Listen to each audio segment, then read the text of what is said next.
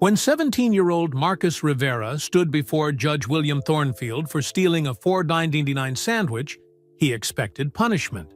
What he didn't expect was for the judge to burst into cruel laughter at his desperate situation.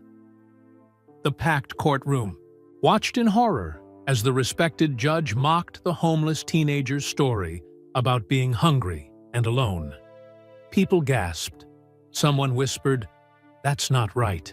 Marcus felt his face burn with shame as tears threatened to fall. But then, Judge Thornfield did something that no one in his 15 years on the bench had ever seen him do. Something so shocking that it left the entire courtroom frozen in stunned silence. What happened next would change not just Marcus's life, but the lives of hundreds of other homeless youth across the country. Because sometimes, the most shocking moments reveal the most powerful truths about love, justice, and the promises we make to protect the people we care about most. This is the story of a homeless teenager, a grandmother's final gift, and a judge who proved that sometimes the system works exactly the way it's supposed to, when people remember that behind every case file is a human being worthy of hope. The heavy wooden doors of Hennepin County Courthouse creaked as Marcus Rivera pushed them open.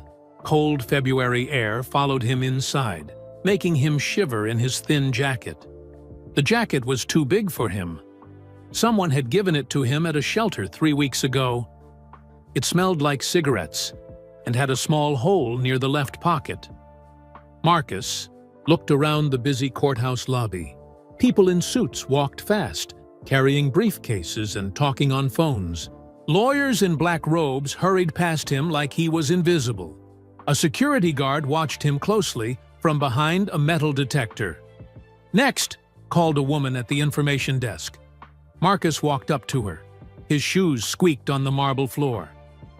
The shoes had holes in them too. Water from the snow outside had soaked through to his socks. "I'm here for court," Marcus said quietly. "Marcus Rivera." The woman looked at a computer screen. She frowned.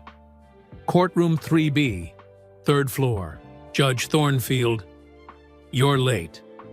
Marcus's stomach twisted. He had been walking for an hour to get here. The bus cost $2, and he only had 73 cents in his pocket. "Thank you," he said.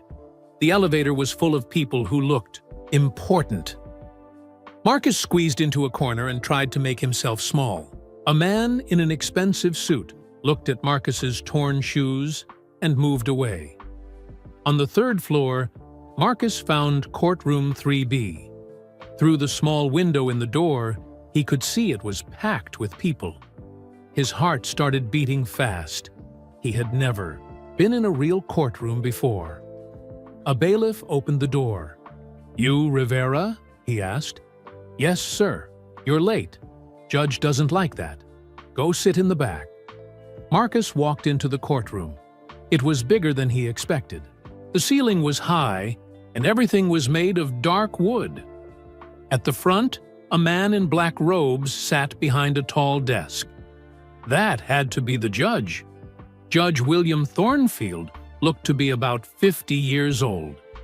He had gray hair and sharp eyes behind wire glasses. He was reading papers and looked annoyed. Marcus found an empty spot on a bench in the back. The bench was hard and uncomfortable. Around him, other people waited for their cases to be called. Most of them had lawyers sitting next to them. Marcus was alone.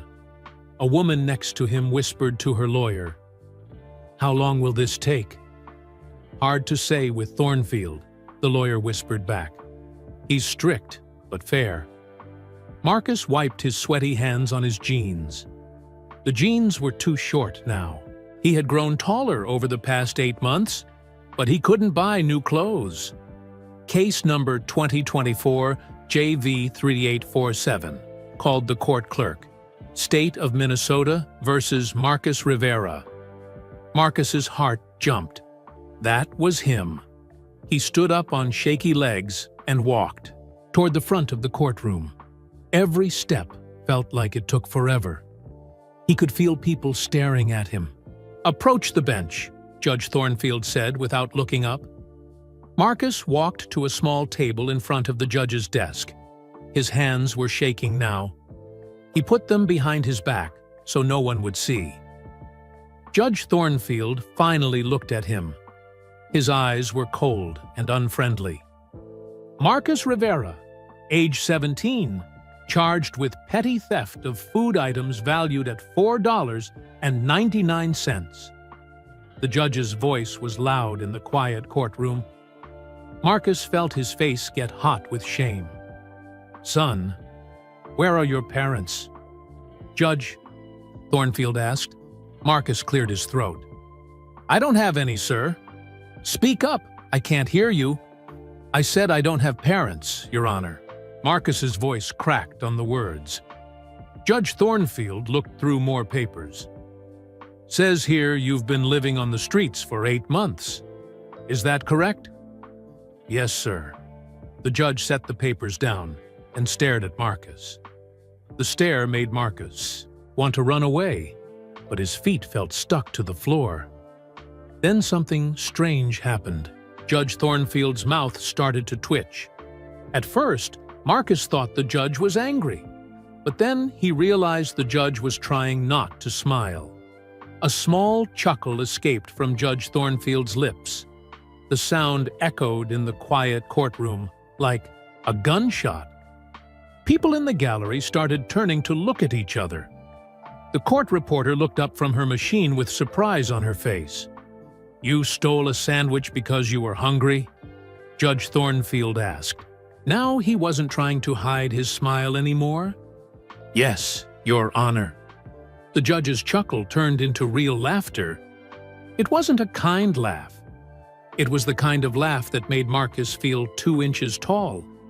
"Well, well, well," Judge Thornfield said, still laughing. "That's quite a sob story, young man. Homeless teenager steals food because he's hungry? How original." Marcus felt like he couldn't breathe. His face burned with shame. Behind him, he heard a woman gasp. Someone else whispered, "That's not right." "Your Honor." Marcus tried to speak, but his voice came out as a squeak.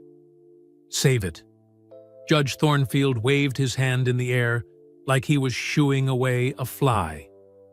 "I've heard every excuse in the book, every sob story, every reason why someone thinks the law shouldn't apply to them." The judge leaned forward in his chair. His eyes were mean now. "Let me tell you something, Mr. Rivera. Being homeless doesn't give you the right to steal. Being hungry doesn't make it okay to take things that don't belong to you. The law is the law," Marcus wanted to explain. He wanted to tell the judge about sleeping in parking garages when it was 20 degrees below zero. He wanted to talk about going to school every day, even though he was exhausted and hungry. He wanted to say that he had never stolen anything before in his life, but the words wouldn't come out. His throat felt closed. 30 days in juvenile detention should teach you that stealing is wrong, Judge Thornfield said, regardless of your circumstances. The judge picked up his gavel. Marcus stared at it in horror. 30 days meant he would miss school. It meant he might not graduate. It meant he would break his promise to his grandmother. "Your Honor, please," Marcus started to say. "I said, save it!" The judge's voice boomed through the courtroom. The gavel came down hard on the wooden desk. The sound was like thunder. "Bailiff, take him away," Judge Thornfield said. Marcus felt like the world was spinning. This couldn't be happening. The bailiff stepped forward and put a hand on Marcus's shoulder. But then Judge Thornfield did something that made everyone in the courtroom freeze. The judge stood up. In 15 years on the bench, Judge William Thornfield had never left his seat during a proceeding. Never. The bailiff stopped moving. The court reporter's hands hung in the air above her keyboard. Every person in the gallery turned to stare. Judge Thornfield stepped down from his bench and walked around to the front. He stood directly in front of Marcus, so close that Marcus could see the silver threads in his tie. The judge's face had changed completely.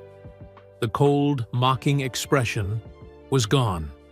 In its place was something that looked almost like pain. "Son," Judge Thornfield said, in a voice so quiet that people in the back had to lean forward to hear. "What was your grandmother's name?" Marcus stared at Judge Thornfield with wide eyes. The question about his grandmother caught him completely, off guard. His mouth opened and closed, but no words came out. "Elena Rivera, Your Honor," he finally whispered. The judge closed his eyes for a moment. When he opened them again, they looked different. Softer, somehow. "Elena Rivera, who worked in this courthouse for 15 years?" the judge asked. Marcus nodded, too shocked to speak. How did this judge know his abuela? Elena Rivera, who made the best tamales in Minnesota and brought them to the courthouse Christmas party every year? Now, Marcus's eyes filled with tears. "You knew my abuela." Before Judge Thornfield could answer, Marcus's mind flew back to 8 months ago. Back to when his life was completely different. Back to when he had a home and a family and dreams that seemed possible. It was June then.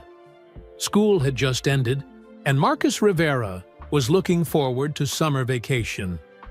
He was 16 years old and lived with his grandmother in a small apartment on Phillips Avenue in Minneapolis. The apartment wasn't fancy, but it was home. It had 2 bedrooms, a tiny kitchen, and a living room where his grandmother watched her Spanish soap operas every evening. The walls were covered with pictures of Marcus at different ages, his first day of school, his debate team victories, his birthday parties. Marcus had lived there since he was 3 years old. That's when his parents died in a car accident on Highway 35W. He didn't remember much about his mom and dad, but his grandmother Elena had raised him like he was her own son. "Mijo," she would say, using the Spanish word for my son. "Education is the one thing no one can take from you. Promise me you'll always remember that." And Marcus did remember. He was a straight-A student at Roosevelt High School. He was captain of the debate team and had won 3 regional competitions. He worked part-time at Peterson's grocery store on Lake Street to help with bills. His dream was to become a lawyer. He wanted to help people who couldn't help themselves, just like his grandmother had taught him. Elena always said that was the most important thing a person could do. Elena worked as a cleaning lady at the Hennepin County Courthouse downtown. She had worked there for 15 years, mopping floors and cleaning bathrooms and emptying trash cans.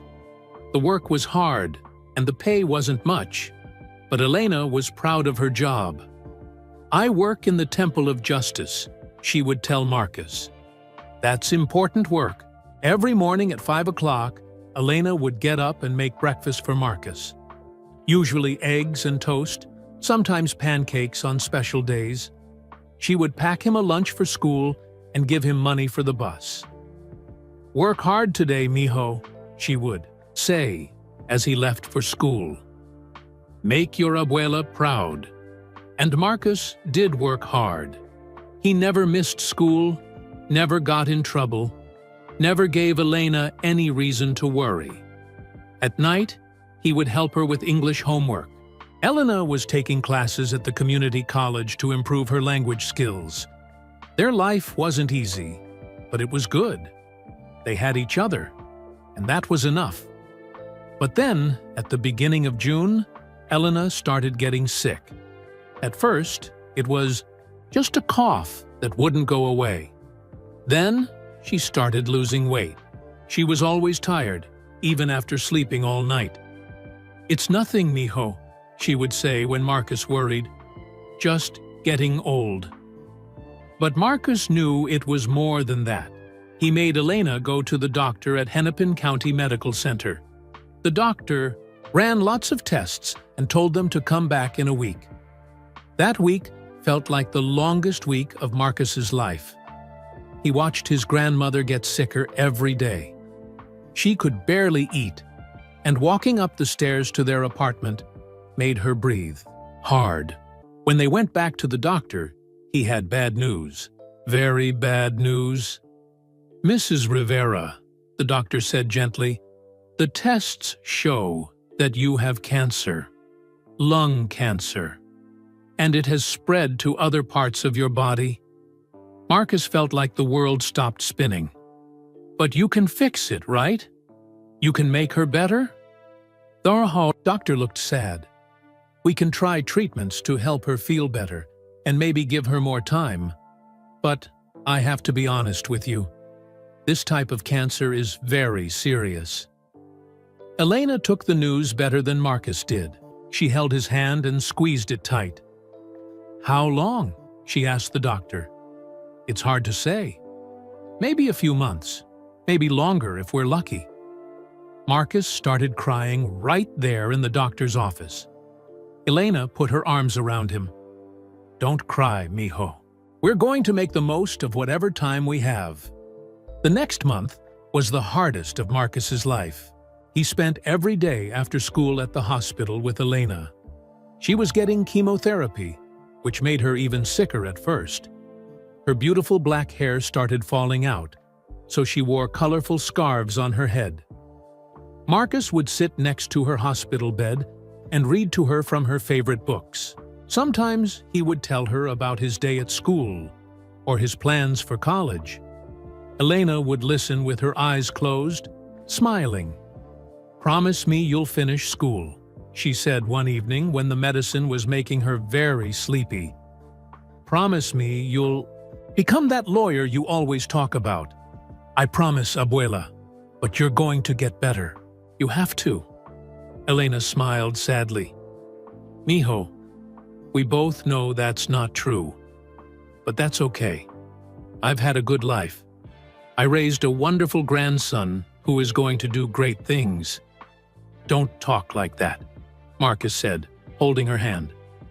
"Please, listen to me," Elena said, her voice getting stronger. "When I'm gone, you're going to be okay. You're smart and strong and good. Don't let anyone tell you different." Elena died on July 15th, on a Tuesday morning when the sun was shining bright outside her hospital window. Marcus was holding her hand when it happened. One moment, she was breathing, and the next moment, she wasn't. The nurses were kind to Marcus, but they had to ask the hard question. "Is there anyone we can call? Any family?" Marcus shook his head. "It was just us. Just me and her." He was 17 years old and completely alone in the world. The funeral was small and sad. Only a few people came, some neighbors from their apartment building and 3 ladies from the courthouse who had worked with Elena. They all said nice things about his grandmother, but Marcus could barely listen. His heart felt broken into 1,000,000 pieces. Marcus used the little money Elena had saved to pay for the funeral. After all the bills were paid, he had exactly $127 left. That was everything. The landlord, Mr. Johnson, was not a mean man, but he had bills to pay too. He gave Marcus 1 month to figure things out. "I'm sorry, kid," Mr. Johnson said, standing in the doorway of the apartment. "I know this is hard, but I can't let you stay here without rent money." Marcus nodded. He understood. The rent was $800 a month. Even if he worked every hour he wasn't in school, he couldn't make that much money. Nobody would hire a 17-year-old full-time. For that month, Marcus tried everything. He applied for jobs at 20 different places. Most managers took one look at his age and said no. The few who said yes could only give him 10 or 15 hours a week. That wasn't nearly enough. He went to the school counselor, Mrs. Patterson, but he didn't tell her the whole truth. He was afraid. What if they put him in foster care? What if they moved him to a different school? He had heard scary stories from other kids about what happened when the government got involved. Is everything okay at home, Marcus? Mrs. Patterson asked one day after school. Yes, ma'am. Everything's fine. But everything wasn't fine. Everything was falling apart. On August 15th, exactly 1 month after Elena died, Marcus packed everything he owned into 2 black garbage bags. One bag had his clothes. The other had his school books, some pictures of Elena, and the last tamale she had made for him. He had kept it in the freezer, and now he carried it with him like a treasure. Marcus walked out of the only home he had ever known and had no idea where to go. Living on the streets was nothing like Marcus had seen in movies. In movies, homeless people seemed to have friends and places to gather. They had shopping carts full of things and knew where to find food. The reality was completely different. The reality was cold and scary and lonely. Marcus learned quickly that the most important thing was to stay invisible. If security guards or police officers noticed you, they would make you move. If store owners saw you hanging around, they would call someone to make you leave. So Marcus became a shadow. He slept in different places every night. Sometimes he could sleep in the 24-hour laundromat on Franklin Avenue. The fluorescent lights were bright and the washing machines were loud, but it was warm and safe. Other nights, he slept in the stairwells of parking garages downtown. The concrete was cold and hard, but at least it was dry. He learned to wake up early and leave before people started going to work. The hardest part was staying clean. Marcus found a gym that let people shower for $5, but he couldn't afford to do that very often. Sometimes he washed his hair in the bathroom at McDonald's or cleaned his face with wet paper towels. Food was always a problem. Marcus learned which restaurants threw away food that was still good to eat. Behind Panera Bread, they put day-old sandwiches in clean bags before throwing them away. The pizza place on University Avenue threw out whole pizzas that had been made. Wrong, but eating from dumpsters made Marcus feel ashamed. This wasn't how Elena had raised him. She had taught him to be proud and work hard for what he needed. The hardest part of all was school. Marcus was determined to keep his promise to his grandmother, so he went to Roosevelt High every single day. But it was almost impossible to focus when he was hungry and tired. Marcus would sit in class and try to listen to the teacher, but his stomach would growl so loud that other students turned to look at him. His clothes started to smell because he couldn't wash them regularly. His grades, which had always been perfect, began to slip. Some of his classmates noticed the changes. They whispered about him in the hallways and moved away when he sat near them in the cafeteria. Marcus, who had once been popular and confident, became quiet and invisible. In October, when the weather started getting cold, Marcus met Tony Clearwater near the Hennepin Avenue Bridge. Tony was a Native American man who looked to be about 40 years old. He had been living on the streets for 3 years.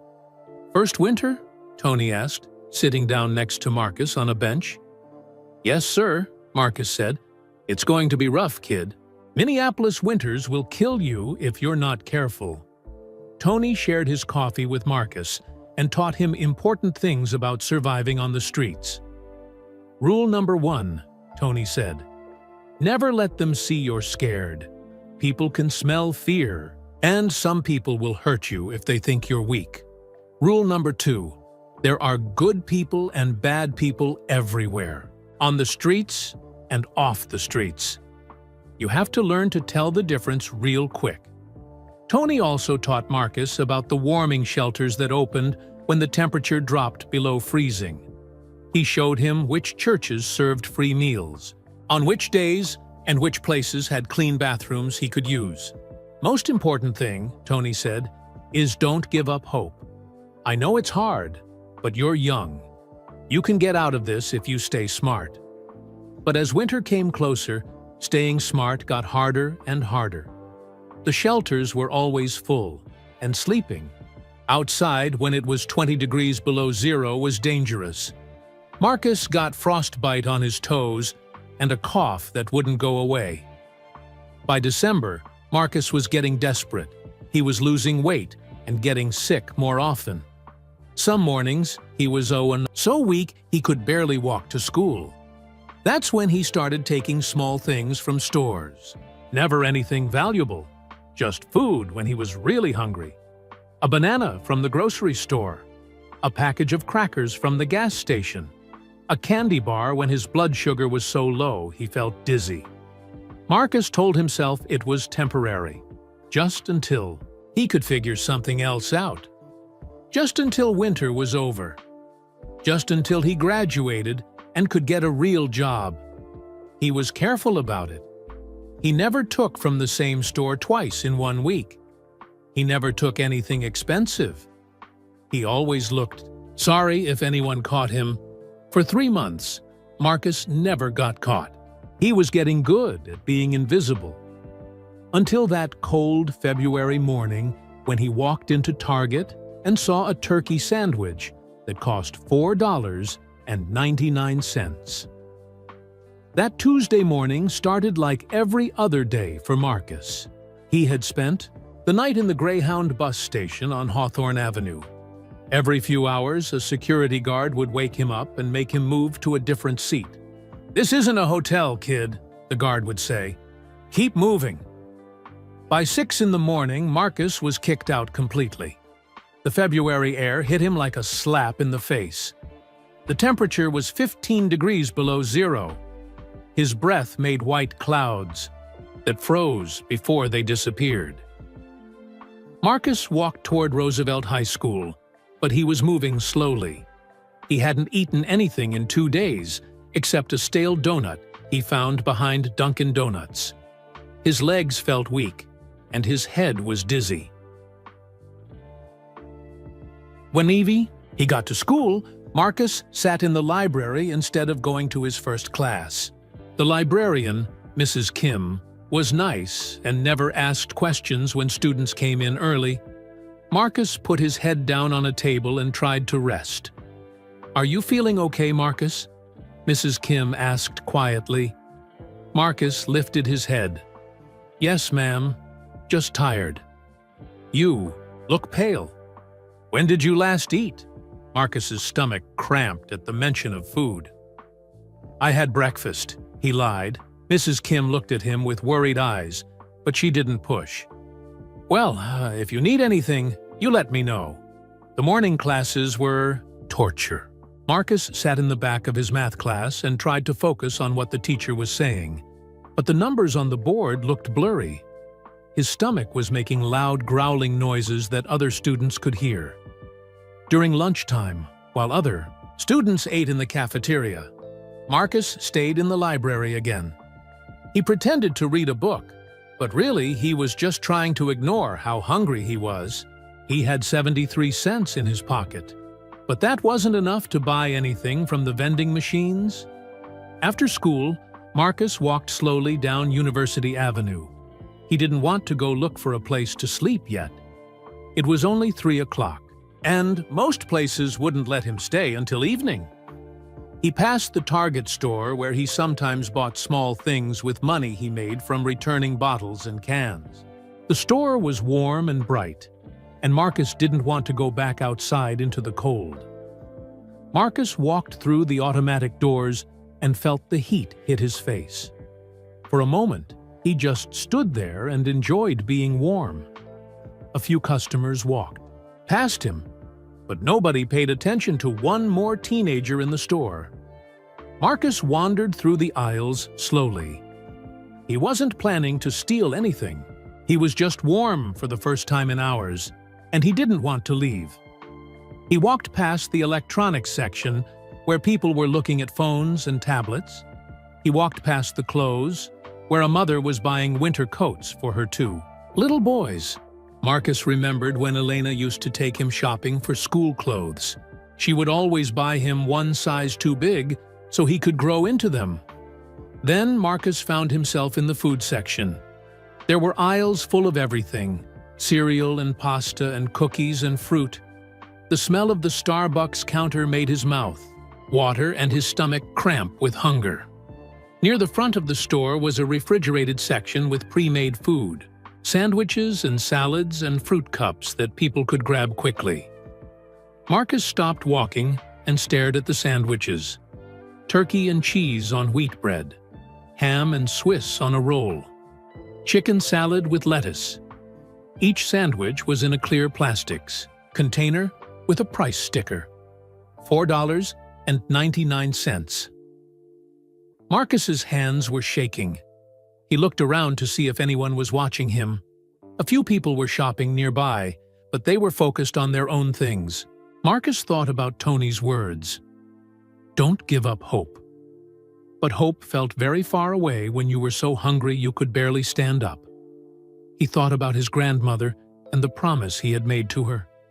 How could he become a lawyer if he couldn't even feed himself? How could he help other people when he couldn't help himself? Marcus reached out and picked up the turkey sandwich. The plastic was cold against his warm hands. He looked at it for a long moment, then put it back down. "I can't," he whispered to himself. But his stomach cramped again, harder this time. Marcus felt dizzy and had to hold onto the shelf to keep from falling down. When was the last time he had eaten real food? Not scraps from a dumpster, but an actual meal. Before he could think about it anymore, Marcus grabbed the sandwich and put it inside his jacket. His heart was beating so fast he thought it might explode. He zipped up his jacket and started walking toward the exit. "Stay calm," he told himself. "Just walk normal. Don't look suspicious." But Marcus didn't feel calm. He felt like everyone in the store was staring at him. He felt like there were bright lights pointing at him and sirens going off. His face was hot and red, and sweat was running down his back, even though he had been cold just minutes before. Marcus was almost to the doors when he heard the voice behind him. "Excuse me, young man."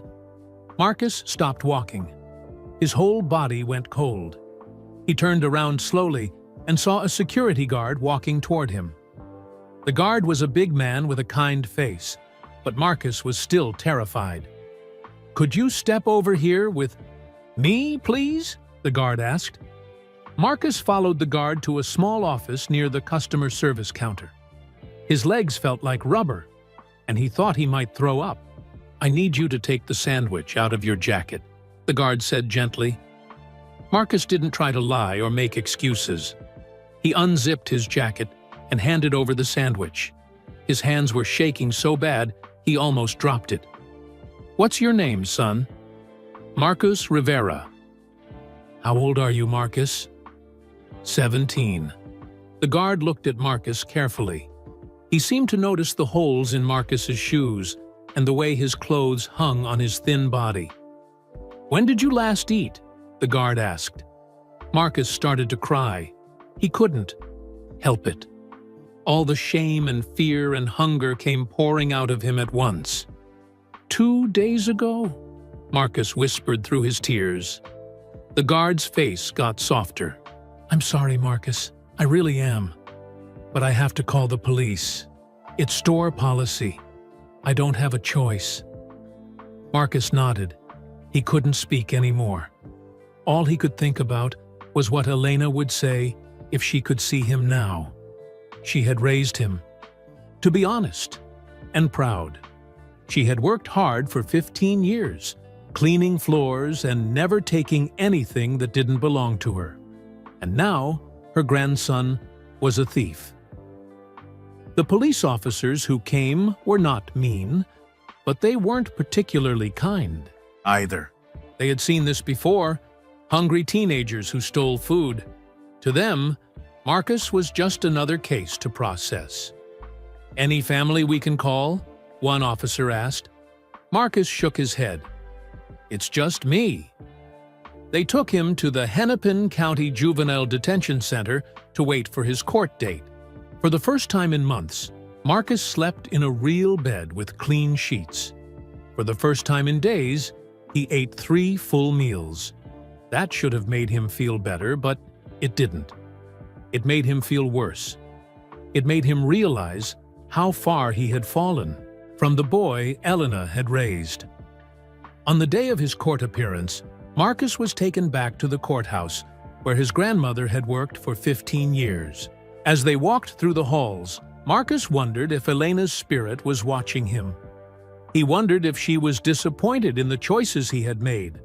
Marcus had no idea that in a few hours everything would change. He had no idea that the judge who would decide his fate was someone who had known and loved Elena Rivera. He had no idea that his grandmother had never stopped trying to protect him, even after she was gone. The morning of Marcus's court hearing, a guard woke him up at 6 o'clock. "Rivera, time to get ready for court." Marcus sat up in his narrow bed. He had slept better in the juvenile detention center than he had in months, but he still felt tired. Today was the day that would decide what happened to his future. They gave him clean clothes to wear, khaki pants, and a white button-down shirt that was too big for him. The clothes smelled like laundry detergent, a smell Marcus hadn't experienced in a long time. He combed his hair with water and looked at himself in the small metal mirror. He looked like a different person than the confident debate team captain he used to be. His face was thinner, and his eyes looked older, but at least he looked clean and respectable. At 8 o'clock, Marcus was handcuffed and put into a van with 3 other teenagers who were also going to court. Nobody talked during the ride. Everyone was nervous about what the judge would decide. When they arrived at the Hennepin County Courthouse, Marcus felt strange walking through the same doors where his grandmother had entered every day for work. He wondered if Elena had ever imagined that her grandson would come here as a defendant instead of a lawyer. The juvenile courtroom was on the 3rd floor. It was smaller than Marcus had expected, but it still felt big and scary. Dark wood covered the walls, and the judge's bench was high above everything else. Marcus had dreamed of being in a courtroom someday, but not like this. A tired-looking woman approached him near the entrance. "Marcus Rivera?" she asked. "Yes, ma'am. I'm Lisa Chen, your public defender. I'll be representing you today." Ms. Chen looked like she hadn't slept much. She was carrying a stack of files and kept checking her watch. "We have about 15 minutes. Before your case is called," she said. "Let me look at your file." They sat on a bench in the hallway while Ms. Chen read through Marcus's paperwork. "This looks pretty straightforward," she said. "First offense, minor theft, you're 17. We'll probably get community service or probation." Marcus felt a tiny bit of hope. Community service he could handle. Probation wouldn't keep him from graduating. "Is there anything special about your case I should know?" Ms. Chen asked. "Any reason you stole the sandwich?" Marcus looked down at his hands. "I was hungry. I haven't had a real home in 8 months." Ms. Chen stopped reading and looked at him carefully. "What do you mean?" "I mean, I'm homeless. I've been living on the streets since my grandmother died last summer." Ms. Chen's whole expression changed. "Marcus, why didn't anyone tell me this? Why isn't this in your file?" "I never told anyone. I was scared they would put me in foster care." "Where? Have you been sleeping? What have you been eating?" Marcus told her about the bus stations and parking garages. He told her about the warming shelters and the food from dumpsters. He told her about trying to stay in school and keep his promise to Elena. Ms. Chen was quiet for a long moment. "Marcus, you can't live on the streets, especially not in Minnesota. Winters. It's not safe. I know. But I wanted to graduate. My grandmother made me promise. Tell me about your grandmother. Marcus's voice got softer. Her name was Elena Rivera. She raised me after my parents died. She worked here, actually. She was a cleaning lady in this courthouse for 15 years. Ms. Chen wrote notes quickly. Okay, we'll tell the judge about your situation. Sometimes they're understanding about cases like this, especially when there are special circumstances. When they entered the courtroom, Marcus was surprised by how many people were there. The benches were full of people waiting for their own cases. Some had lawyers in expensive suits. Others looked scared and alone, like Marcus. At the front of the courtroom sat Judge William Thornfield. Marcus could tell right away that this judge was different from what he had expected. Judge Thornfield looked stern and impatient. He went through case after case quickly, barely looking up from his papers. Case number 2024 JV 3821, State versus Jennifer Walsh. The judge called. A teenage girl walked to the front with her lawyer. She had been caught shoplifting makeup from Walgreens. Judge Thornfield listened to the facts, asked a few questions, and gave her 30 hours of community service. Next case. Case number 2024 JV 3834, State versus David Kim. A boy about Marcus's age approached the bench. He had been caught with marijuana at school. Judge Thornfield gave him probation and drug counseling. Next case. Marcus watched the judge handle each case. Judge Thornfield seemed fair but strict. He didn't seem mean, but he also didn't seem particularly caring. Marcus started to feel nervous again. Case number 2024 JV 3847, State versus Marcus. Rivera.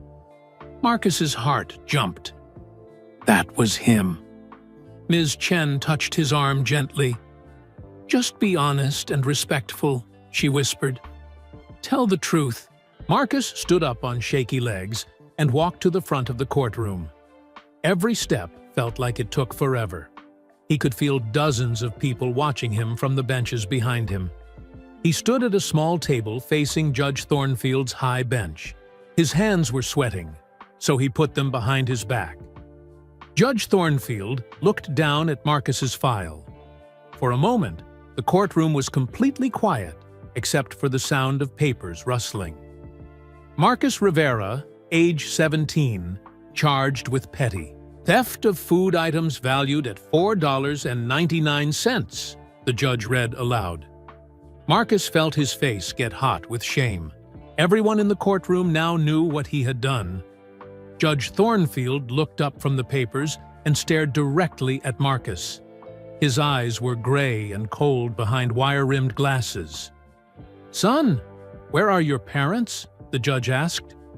Marcus cleared his throat. His voice came out smaller than he wanted.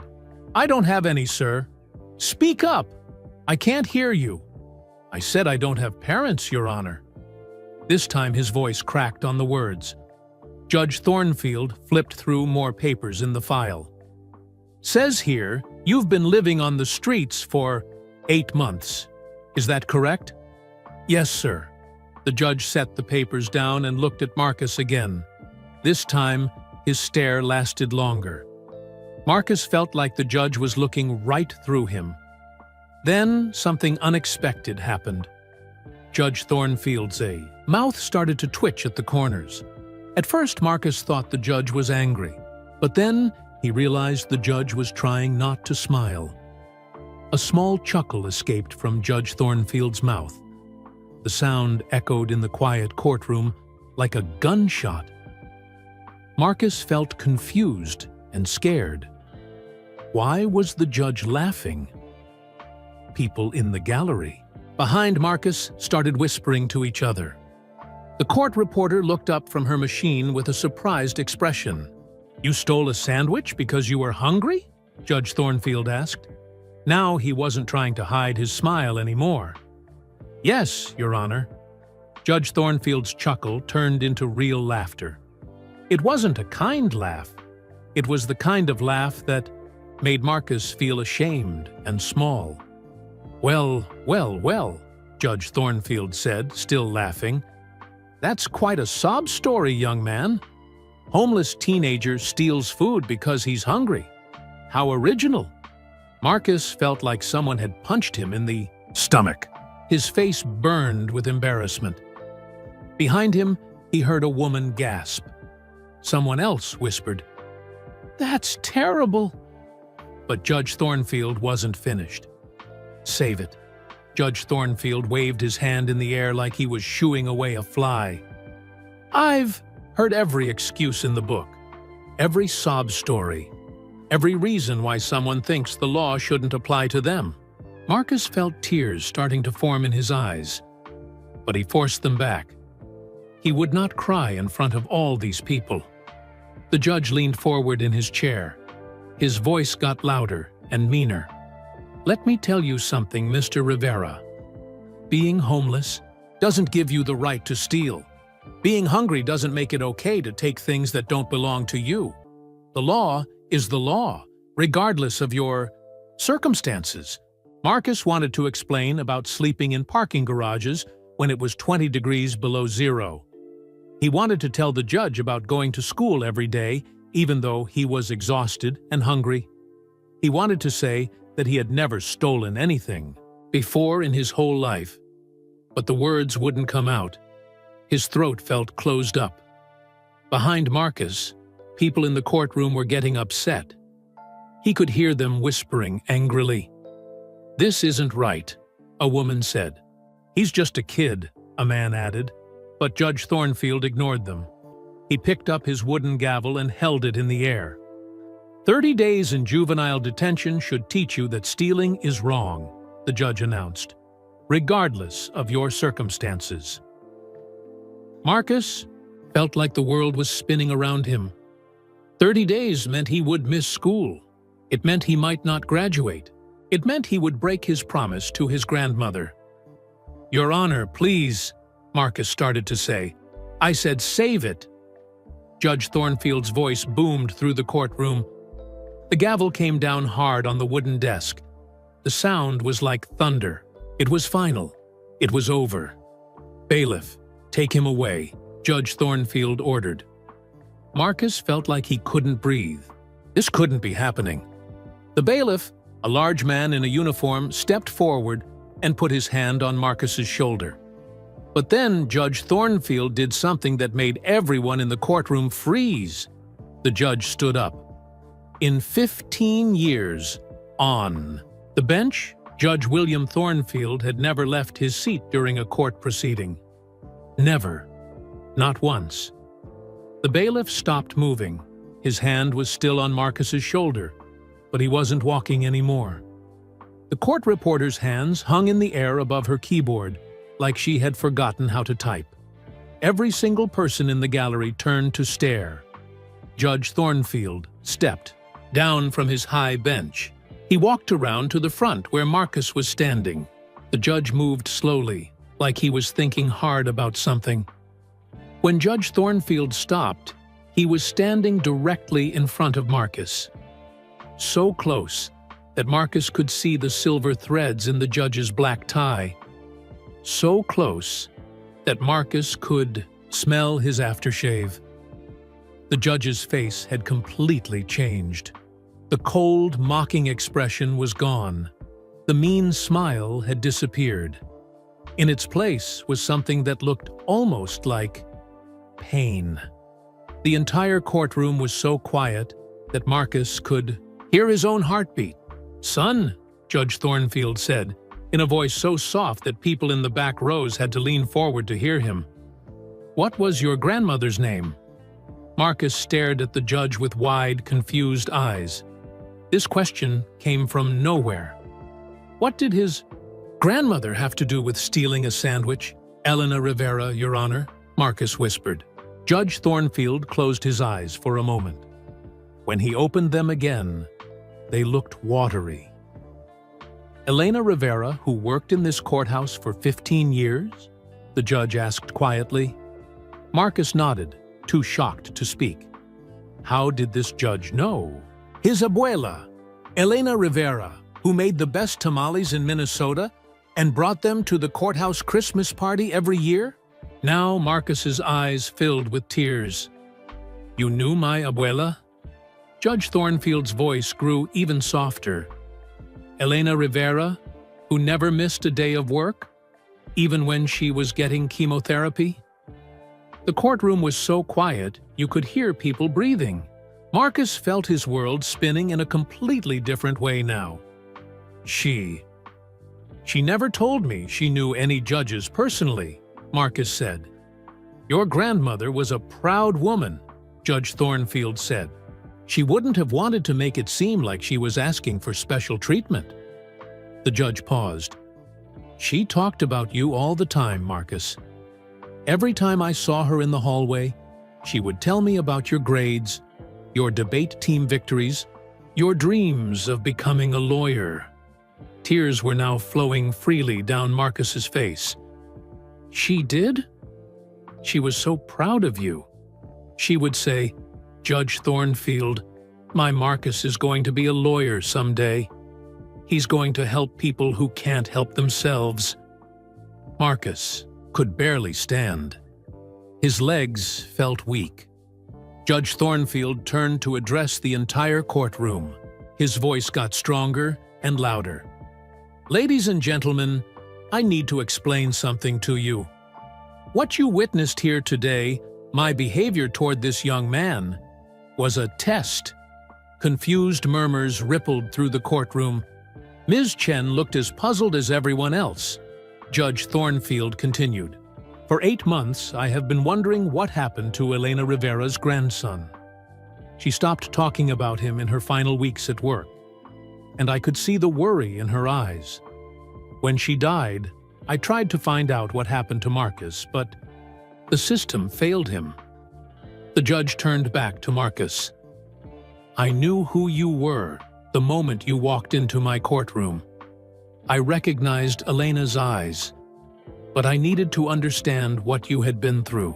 I needed to see if the streets had hardened your heart, or if you were still the boy your grandmother described. Marcus felt like he was in a dream. None of this felt real. Judge Thornfield's voice grew stronger. When you stood here and took my ridicule without fighting back, when you accepted responsibility for your actions even though you were hungry and desperate, when you showed grace under the most humiliating circumstances, you proved that Elena Rivera raised you well. Marcus could barely breathe.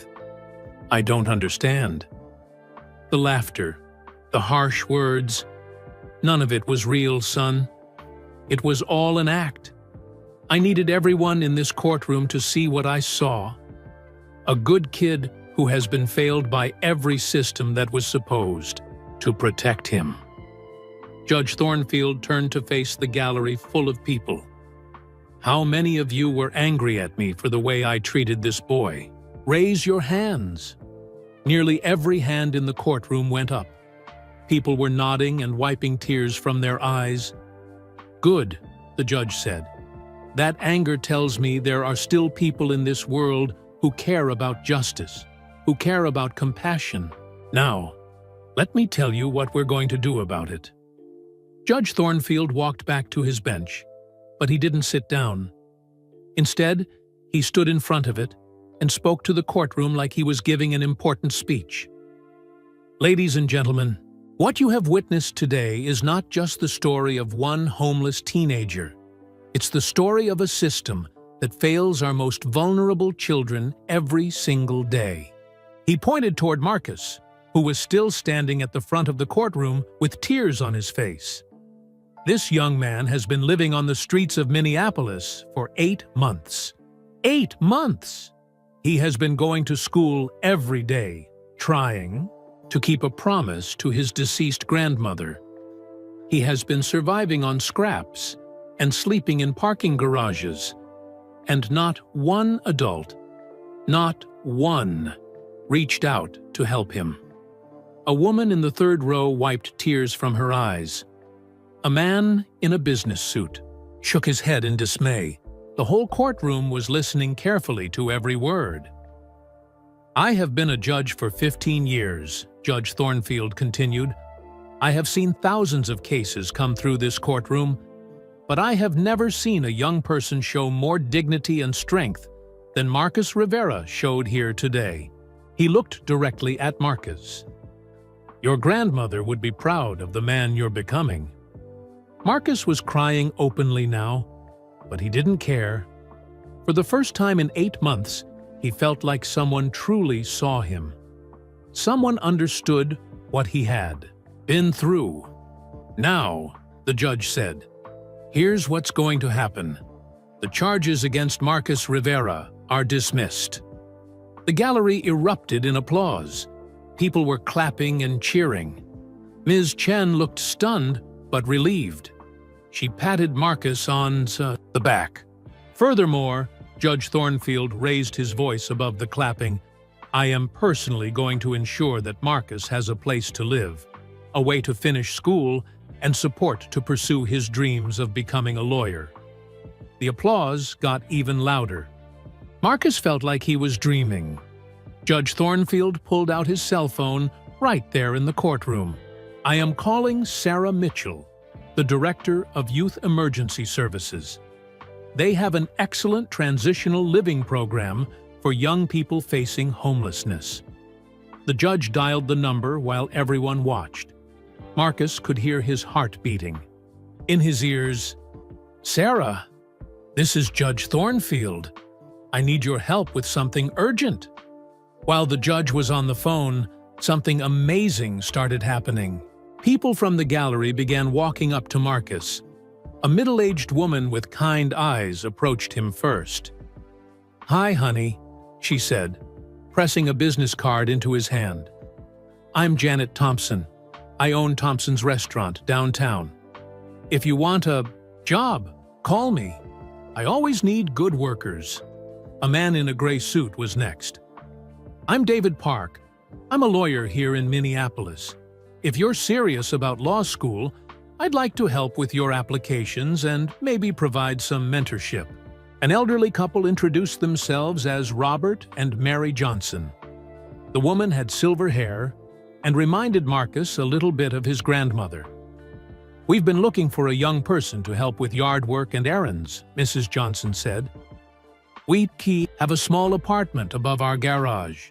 It's not much, but it's clean and warm." More people kept coming. A woman who worked at the public library offered to help Marcus with college research. A man who coached debate teams at the community college wanted to work with Marcus on his speaking skills. A lady who ran a clothing donation center promised to help Marcus get proper clothes for job interviews. By the time Judge Thornfield finished his phone call, Marcus was surrounded by people offering help. He had more business cards and phone numbers than he could hold. "Sarah can see you this afternoon," the judge announced to Marcus. "She has emergency housing available starting tonight." Marcus tried to speak, but no words would come out. His throat felt tight with emotion. Judge Thornfield stepped down from the bench again and walked over to Marcus. He put his hand on Marcus's shoulder. "Elena used to tell me that you believed in justice," the judge said quietly.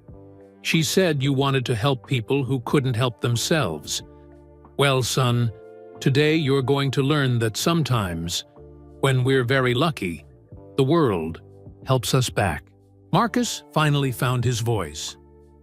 "Judge Thornfield, I don't know how to thank you. You don't need to thank me. You need to succeed. You need to graduate from high school and go to college and become that lawyer your grandmother dreamed about. That's how you thank me."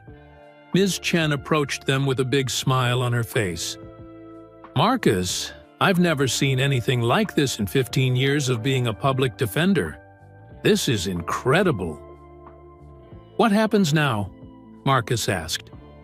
Judge Thornfield looked at his watch. "Now you go with Ms. Chen to meet Sarah Mitchell.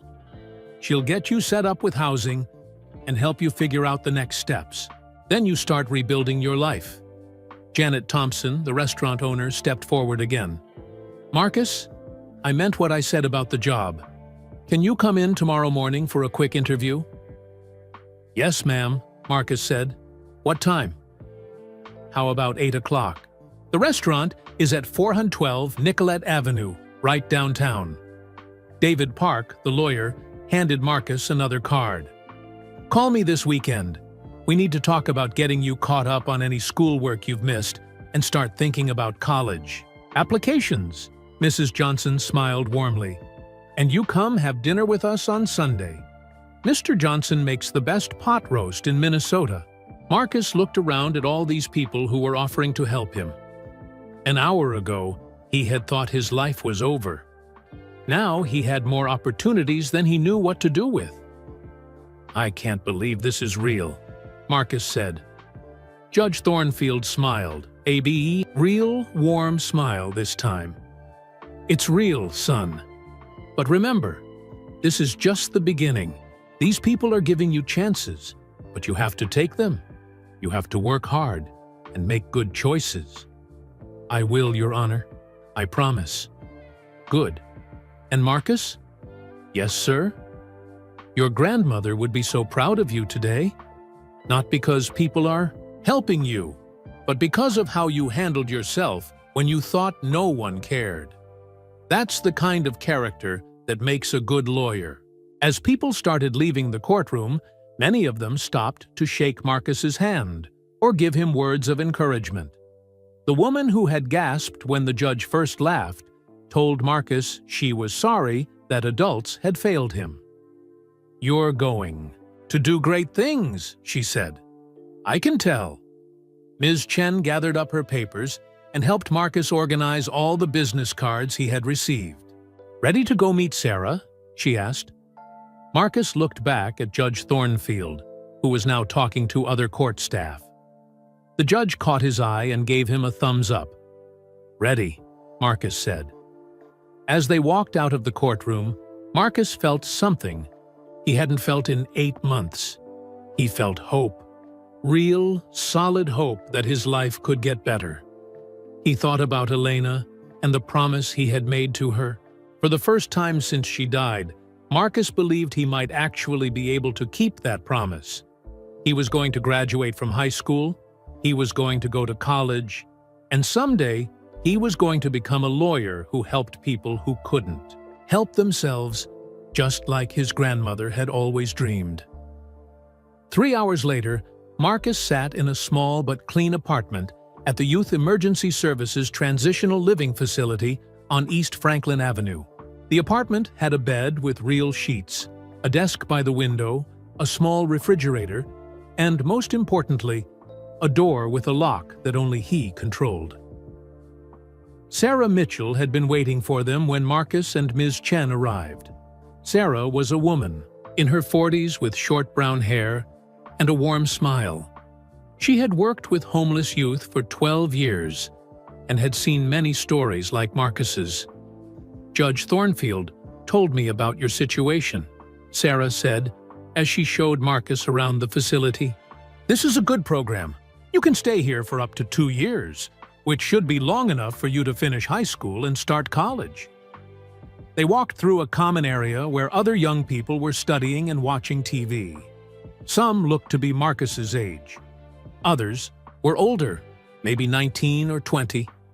"What do I have to do to stay here?" Marcus asked. "The rules are simple," Sarah explained. "Maintain good grades in school. Meet with a counselor once a week. Help with community service projects on weekends. No drugs, no alcohol, no trouble with the law." "That's it?" Sarah smiled. "That's it. The goal isn't to control you, Marcus. The goal is to help you become independent and successful. You're not charity cases here. You're investments in the future." Marcus's apartment was on the 2nd floor. It was small, but it felt like a palace compared to sleeping in parking garages. The walls were painted light blue, and there was a window that looked out over the street. "The bathroom is shared with the room next door," Sarah said. "But there's a schedule, so everyone gets their turn." Laundry is in the basement, free to use. Marcus stood in the middle of his new room and turned in a slow circle. I can't believe this is real. It's real, Sarah said. But Marcus, I want you to understand something. This program works because the young people who come here want it to work. We're giving you a chance, but you have to take it. I will. I promise. Sarah handed him a key. This is yours. Dinner is at 6 in the common room downstairs. Tomorrow, we'll get you registered for counseling and talk about getting you caught up at school. After Sarah left, Marcus sat on his bed and looked around his new home. For the first time in 8 months, he was alone in a safe place. He didn't have to worry about security guards waking him up. He didn't have to worry about where he would sleep tomorrow night. Marcus's first hot shower in months felt like a miracle. The water was warm and clean, and there was real soap and shampoo. He stood under the spray for 15 minutes, just enjoying the feeling of being truly clean. When he looked in the bathroom mirror afterward, he saw someone he barely recognized. The scared, dirty boy from the streets was still there, but there was something else, too. Something that looked like hope. That evening, Marcus called Janet Thompson about the restaurant job. "Hello, Thompson's Restaurant," a cheerful voice answered. "Hi, this is Marcus Rivera. I met you in court today. You said I could call about a job?" "Marcus, I'm so glad you called. Can you come in tomorrow morning at 8 for an interview?" "Yes, ma'am. I'll be there." "Great. And Marcus? Judge Thornfield already called me. He told me you're reliable and hardworking. That's all I need to know." After dinner in the common room, real food with other people his age, Marcus called Roosevelt High School. The secretary transferred him to Mrs. Patterson, his English teacher. "Marcus!" Mrs. Patterson sounded worried and relieved at the same time. "Where have you been? We've been so concerned about you." "I'm okay now, Mrs. Patterson. I had some problems, but they're getting fixed. Can I come back to school tomorrow?" "Of course. But Marcus, I need to ask, are you safe? Do you have a place to live?" "Yes, ma'am. I do now." "Good. Come see me first thing tomorrow morning. We'll figure out how to get you caught up on your schoolwork." That night, Marcus lay in his real bed with clean sheets and a pillow. For the first time in 8 months, he wasn't cold. He wasn't hungry. He wasn't scared about where he would sleep the next night. He thought about his grandmother and wished she could see him now. He thought about Judge Thornfield and all the people who had offered to help him. He thought about the promise he had made to Elena about becoming a lawyer. For the first time, since Elena died, that promise felt possible again. The next morning, Marcus woke up at 6 o'clock without an alarm. He was used to getting up early from his months on the streets, but this time, he wasn't waking up because a security guard was making him move. He was waking up because he had somewhere to go. Marcus put on clean clothes and walked to Thompson's Restaurant for his interview. The restaurant was on Nicollet Avenue in downtown Minneapolis, not far from the courthouse.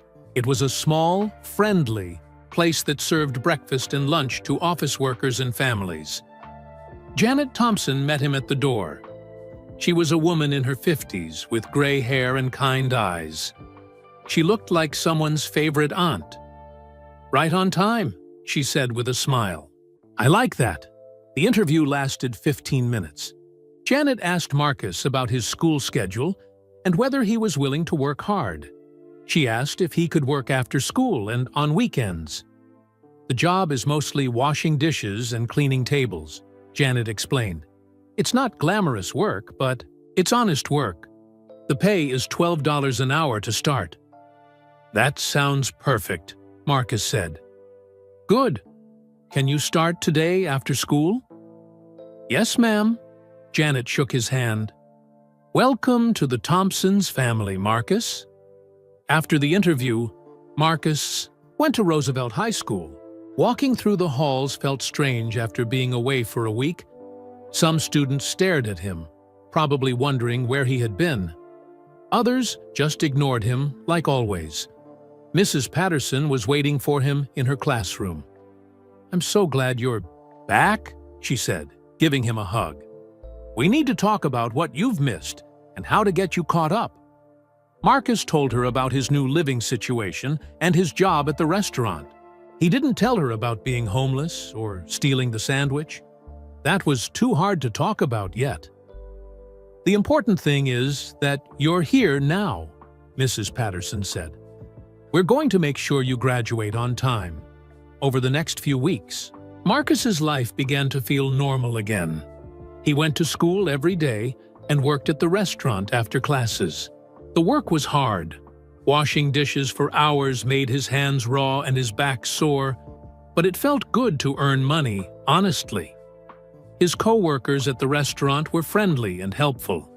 Maria, the head cook, would sometimes pack extra food for Marcus to take home. Tom, the other dishwasher, showed Marcus shortcuts that made the work easier. "You're a good worker," Janet told Marcus after his first week. "Keep this up, and I'll give you more hours during the summer." David Park, the lawyer who had approached him in court, met with Marcus every Saturday morning at a coffee shop near the courthouse. They talked about college applications, law school requirements, and what it really meant to be a lawyer. "Your grandmother was right," David said one Saturday morning. "The law is about helping people who can't help themselves. But it's also about making sure the system works fairly for everyone." Marcus nodded. "That's what I want to do." "Good.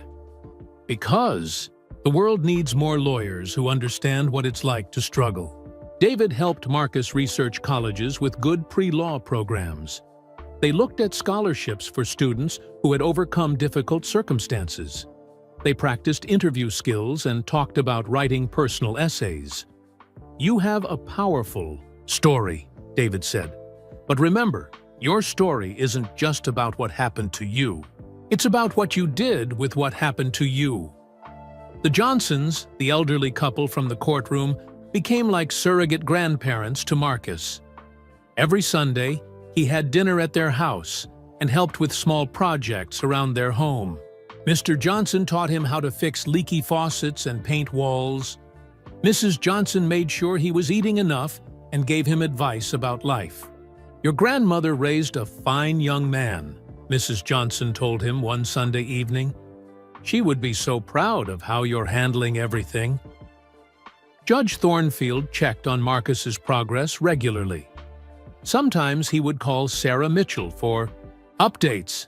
Sometimes he would stop by Thompson's restaurant when Marcus was working. "How are the grades?" he would ask. "Straight A's again," Marcus would report proudly. "And the college applications?" "David is helping me apply to pre-law programs. I think I have a good chance at getting scholarships." By spring, Marcus had completely transformed. He had gained back the weight he had lost on the streets. His clothes fit properly because Mrs. Johnson had taken him shopping. He smiled more often and spoke up in class again. Most importantly, he had hope for the future. Real, solid hope that his dreams could come true. 1 year after his day in court, Marcus Rivera stood at the same podium where lawyers presented their cases in Hennepin County Courthouse. But this time, he was there as a speaker, not a defendant. The occasion was the first annual conference on youth homelessness, organized by the county to raise awareness and improve services for young people without homes.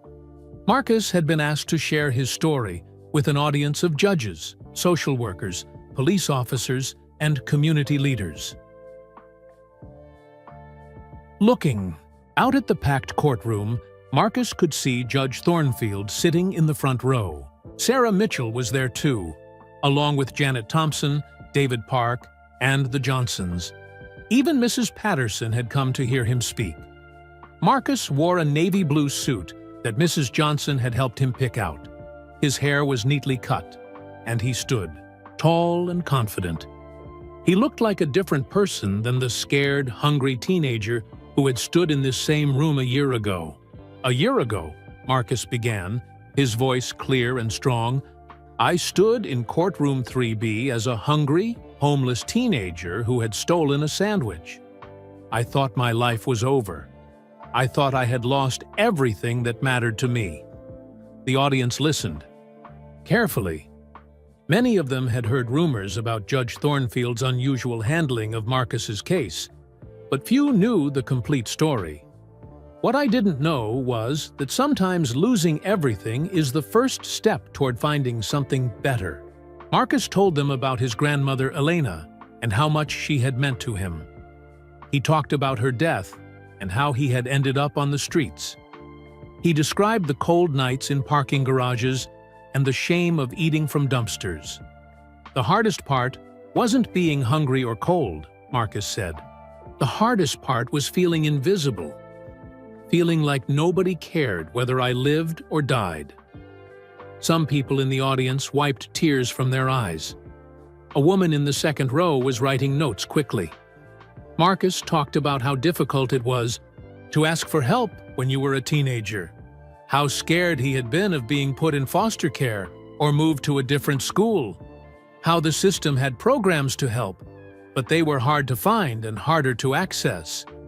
"But I also want to tell you about the power of one person who cared enough to act." Marcus gestured toward Judge Thornfield, who looked uncomfortable with the attention, but proud at the same time. "Judge Thornfield didn't just help me that day in court. He showed me that the system can work when people remember that we're dealing with human beings, not just case numbers." The applause was loud and long. Judge Thornfield nodded and smiled. Marcus continued his speech by talking about what had happened since that day in court. He told them about his job at Thompson's restaurant, his mentorship with David Park, and his success in school. "I'm graduating next month as valedictorian of my class," Marcus announced. "And in the fall, I'll be starting college at the University of Minnesota on a full scholarship." More applause filled the courtroom. Marcus could see Mrs. Patterson clapping, with tears in her eyes. "But the most important thing I've learned this year is that my story isn't unique. There are dozens of young people in Minneapolis right now who are going through what I went through. Sleeping in cars, hiding in libraries, trying to stay in school while fighting just to survive." Marcus's voice got more passionate as he continued. "We can do better. We have to do better. These kids aren't statistics or problems to be solved. They're somebody's grandson or daughter. They have dreams and potential, just like I did." When Marcus finished his speech, the entire courtroom stood up and clapped. People were wiping their eyes and nodding their heads. Several audience members came up afterward to shake his hand and ask questions. A woman named Dr. Lisa Chen introduced herself as the director of a new program at the University of Minnesota. "We're starting a scholarship program specifically for students who have experienced homelessness," she explained. "We'd like you to be one of our first recipients." Marcus's eyes widened. "Really? Your grades are excellent, your test scores are strong, and your life experience gives you a perspective that will be valuable in law school. We think you'd be perfect for our pre-law track." After the conference, Marcus rode to Elena's grave with Judge Thornfield and his wife Margaret. It was something they did on important days, a tradition that had started a few months after the court case. The cemetery was quiet and peaceful. Elena's headstone was simple but beautiful, with her name and the dates of her birth and death. Below that, Marcus had added an inscription. "She believed in education and love."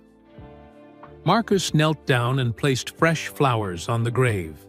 White roses, Elena's favorites. "Abuela," Marcus said quietly, "I kept my promise. I'm graduating next week, and I'm going to college. I'm going to become a lawyer, just like you always wanted." Judge Thornfield stood beside him. "She would be so proud of you, son. I wish I could tell her about everything that's happened, about you and Sarah, and all the people who helped me." "I think she knows," Margaret said softly. "I think she's been watching over you this whole time." Marcus was quiet for a moment, thinking about his grandmother and all the sacrifices she had made for him. Elena had cleaned floors and worked 2 jobs so he could have books and clothes and opportunities. She had never lived to see him graduate, but her love and teachings had carried him through his darkest days. "You know," Marcus said, standing up, "I used to think Elena died too soon. I thought it was unfair that she didn't get to see me succeed. But now I think maybe she did see it. Maybe she saw it in her heart, even before it happened." That evening, Marcus had dinner at the Johnsons' house, like he did every Sunday. But this Sunday was special because his whole chosen family was there.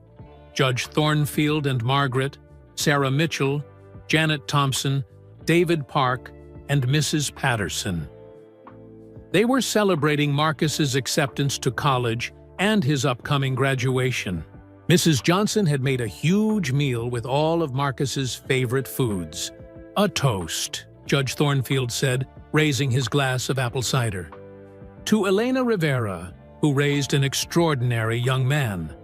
And to Marcus, who honored her memory by never giving up on his dreams." Everyone raised their glasses. "To Elena and Marcus." As they ate dinner, Marcus looked around the table at these people who had become his family. A year ago, he had been completely alone in the world. Now he was surrounded by people who loved him and believed in him. "I have an announcement," Marcus said when dessert was served.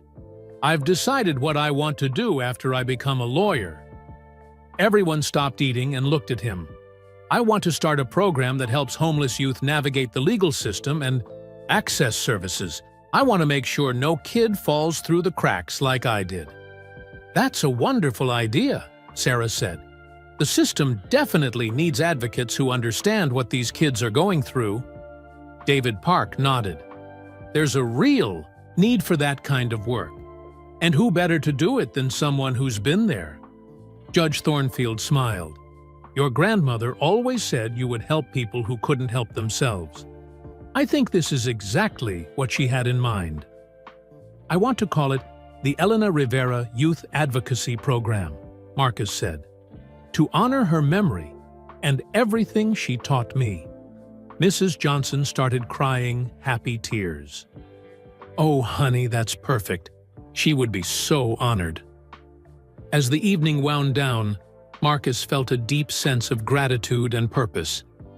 He had survived the worst time of his life and come out stronger. More importantly, he had found his calling: to help other young people who were facing the same challenges he had overcome.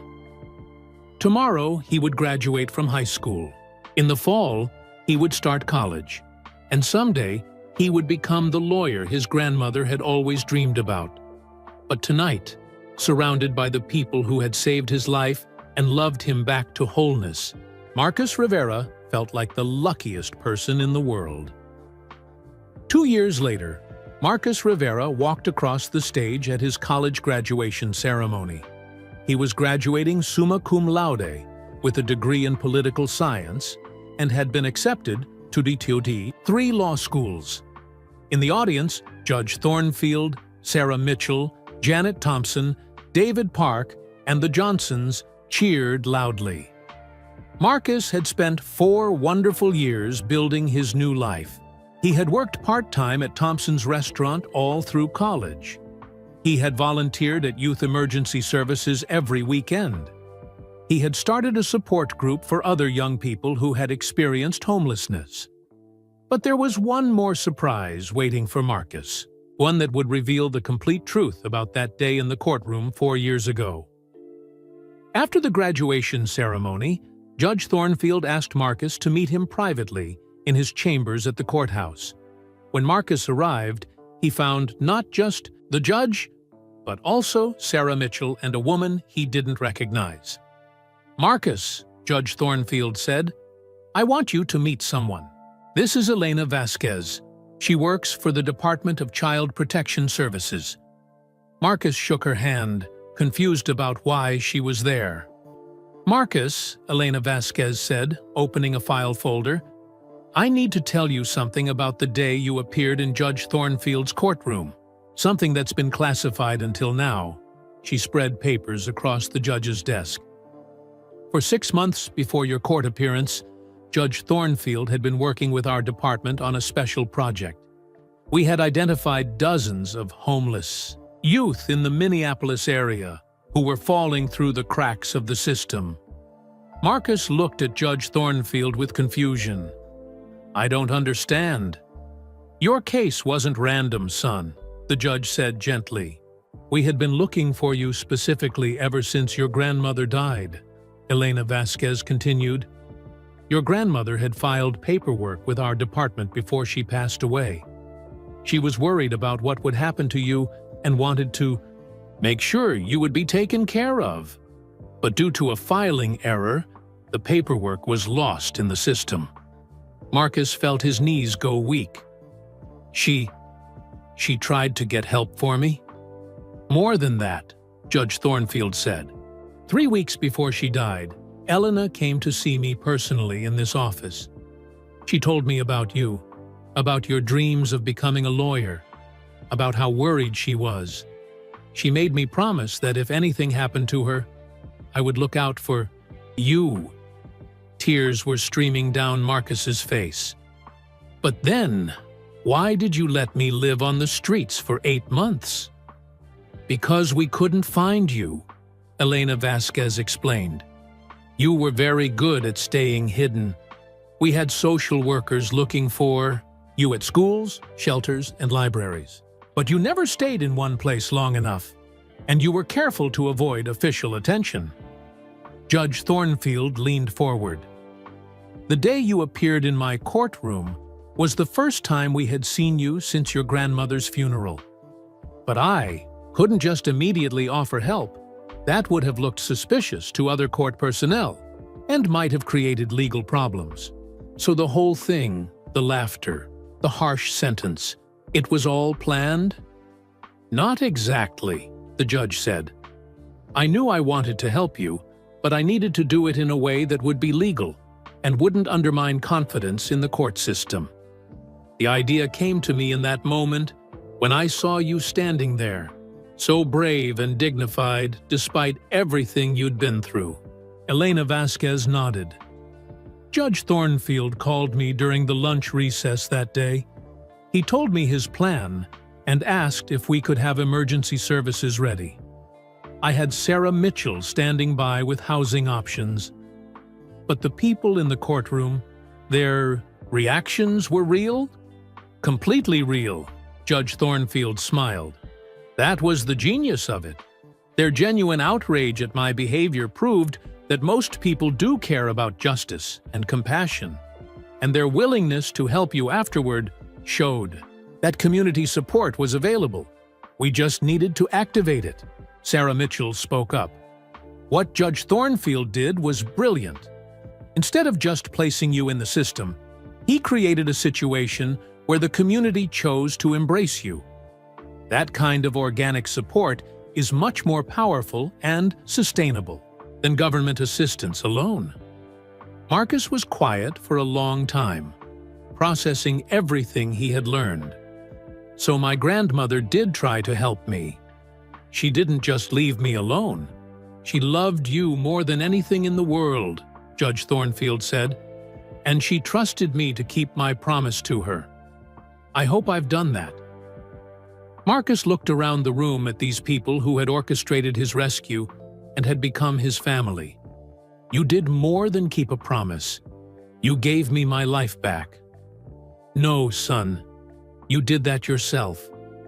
We just provided some opportunities. You're the one who had the courage to take them and the strength to succeed." Elena Vasquez closed her file. "There's one more thing. We've used your case as a model for a new statewide program. It's called the Elena Rivera Initiative, named after your grandmother. It's designed to identify at-risk youth before they become homeless and to create community support networks like the one that formed around you. Really? We've helped 112 young people so far, Sarah Mitchell said, all because of what we learned from your situation. Judge Thornfield stood up. Your grandmother always said you would help people who couldn't help themselves. She was right, just not in the way any of us expected. You've helped them by allowing us to learn from your story and create better systems. Marcus felt overwhelmed with emotion. All these years, he had thought he was just lucky that Judge Thornfield happened to know his grandmother. Now he learned that Elena had arranged everything, even from beyond the grave. She never stopped protecting me, Marcus whispered. Never, Judge Thornfield confirmed. Even when she was dying, she was thinking about your future. Elena Vasquez gathered her papers. The Elena Rivera Initiative has become a model program that other states are copying. Your grandmother's legacy is helping young people all across the country. As they prepared to leave the courthouse, Marcus stopped in the hallway where his grandmother used to work. On the wall was a plaque he had never noticed before. In memory of Elena Rivera, 1952-2023, education is the one thing no one can take from you. Dedicated by the Hennepin County Court staff, below Elena's plaque was a newer one.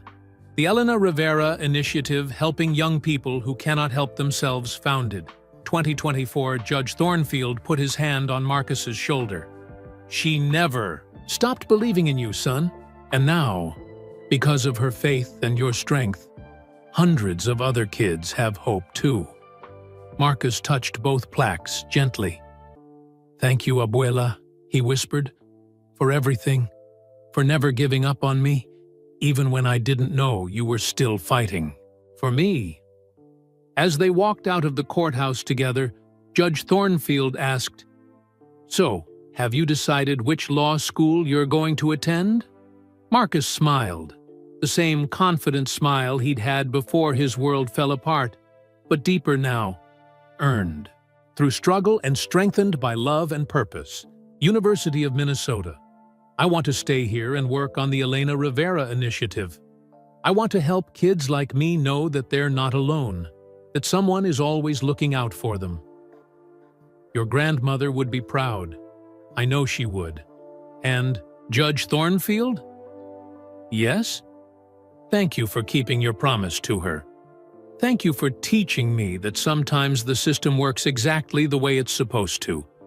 When people remember that justice isn't just about punishment, it's about hope and second chances in love. Judge Thornfield smiled. Elena taught you well, son. She taught you that helping people who can't help themselves is the most important work anyone can do. And now I get to spend my whole life doing that work. Just like she always dreamed. The courthouse doors closed behind them as they stepped into the bright afternoon sun.